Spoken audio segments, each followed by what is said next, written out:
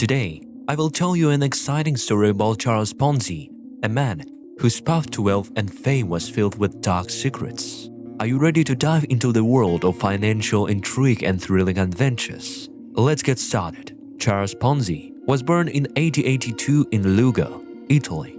Although his parents were initially quite wealthy, they went through tough times and most of Ponzi's life was spent in poverty.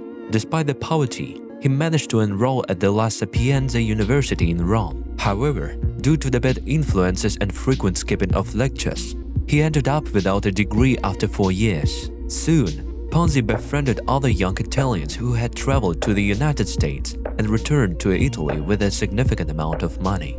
Hearing their stories of their opportunities and prosperity in America, Ponzi was determined to go there and become rich, as it was essential for him to restore his family's lost glory.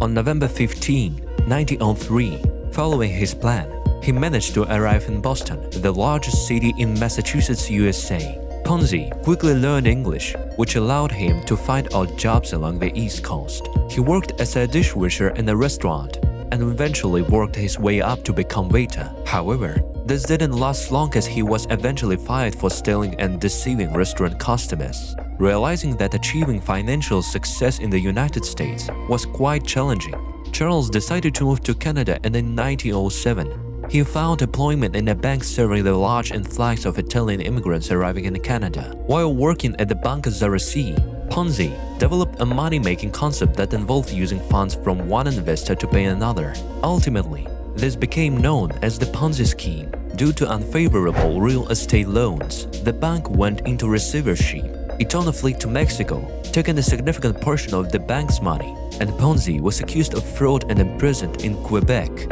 a Canadian city in the province of the same name. After he released from prison, Ponzi returned to Boston, where he devised another money-making scheme. It involved sending money to Italy, where a business partner would purchase international replica coupons and then send them back to the United States, where they could be exchanged for stamps that could be converted into cash. However, to turn this idea into reality, he needed initial investments.